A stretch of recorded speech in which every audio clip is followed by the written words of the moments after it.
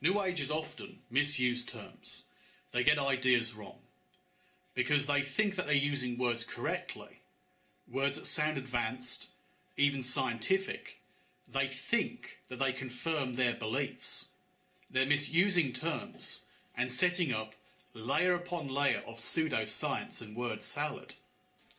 Word salad is merely the idea of using words beyond their standard definition out of context to make your beliefs, your ideas, seem to be more tangible and realistic.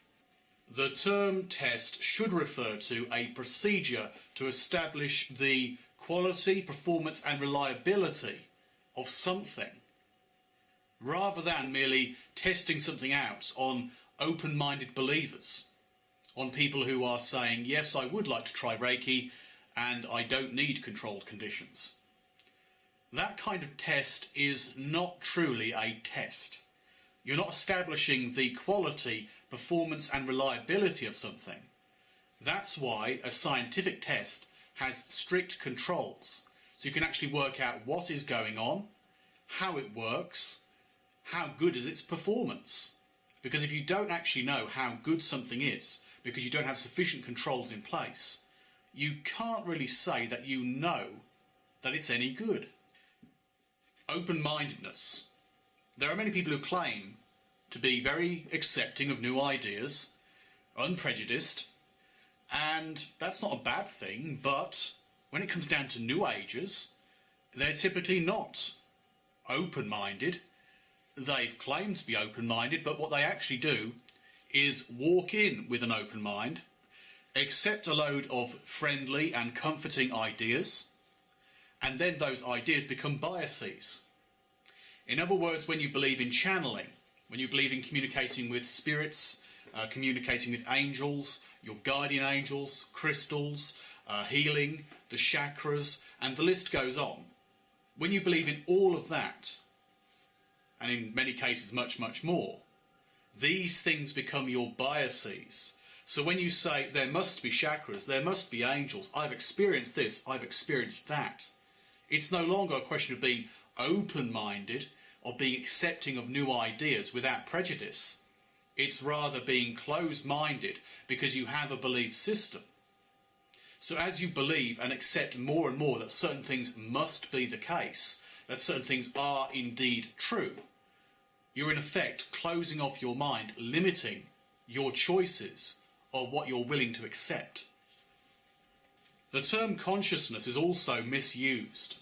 When people say something relates to your higher consciousness, your lower consciousness, your waking consciousness, the collective unconscious, the term consciousness refers to functionality of the brain, so the mind. If we're talking about the mind, we're not necessarily talking about something beyond that. There's no way of quantifying what that actually is. What is the mind beyond the brain? Until we can actually establish what these things are, simply saying a person's higher consciousness, their Buddhic consciousness, their Christ consciousness is meaningless word salad. You're simply saying, here's a mystical idea, such as Buddha, and here's a sciencey sounding idea like consciousness. So a sciencey idea like consciousness combined with a mystical idea, and you can make it seem to be more real. I dare say if I looked around I'd even find fairy consciousness, angel consciousness and gnome consciousness. Another fine example is the misuse of the term theory. People commonly use the word theory in the everyday usage. They say something is merely a theory, when in fact theory refers to something which was a hypothesis but has been confirmed and is now a working scientific theory. Simply calling your idea a theory does not make it scientific. Claiming that your idea is supported because you've done a test and now you call it a theory or scientific or anything along those lines is not evidential. Dimensions and dimensional ideas. People claim interdimensional beings, the ability to communicate between different dimensions, but they simply, once again, throw in the term and try and make something sound more scientific. The term dimension does not necessarily mean, oh, there's a different realm. Just like people say of vibration and other terms as well. It doesn't mean there's a different world, a parallel universe, and you're misusing those ideas and asserting your beliefs.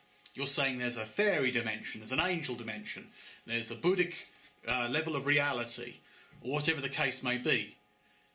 And these are not dimensions in the scientific usage of those terms.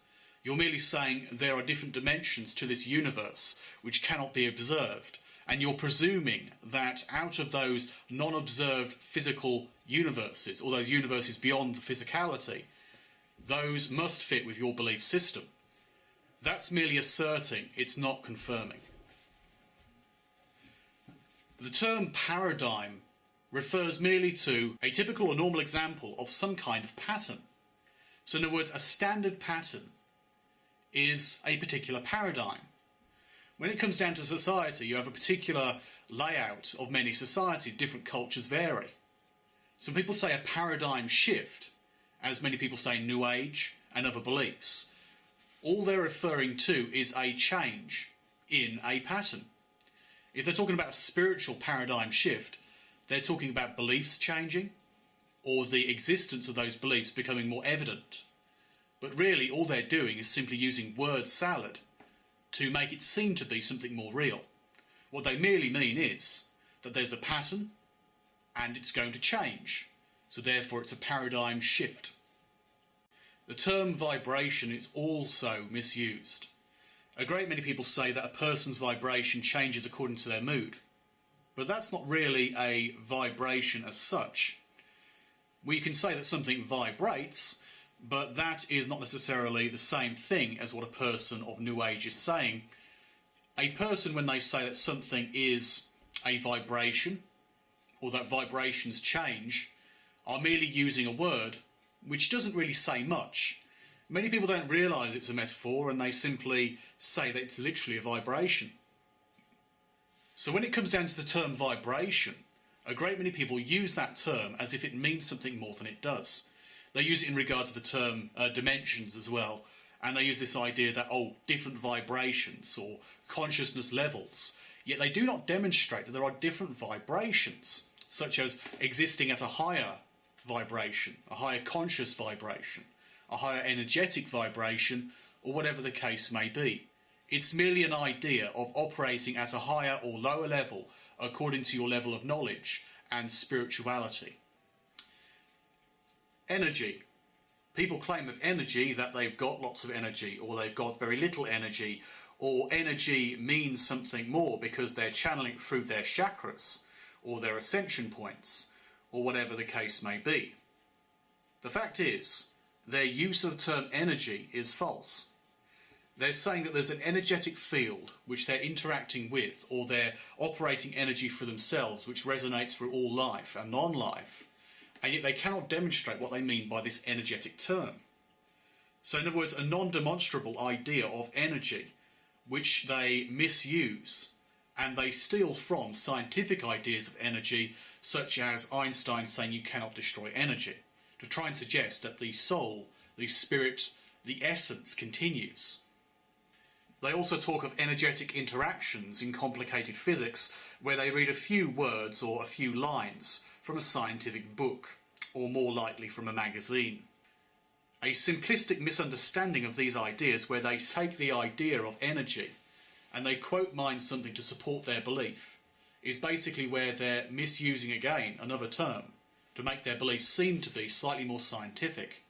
But since their idea, their concept of energy is far removed from the scientific concept of energy, the connection is completely false.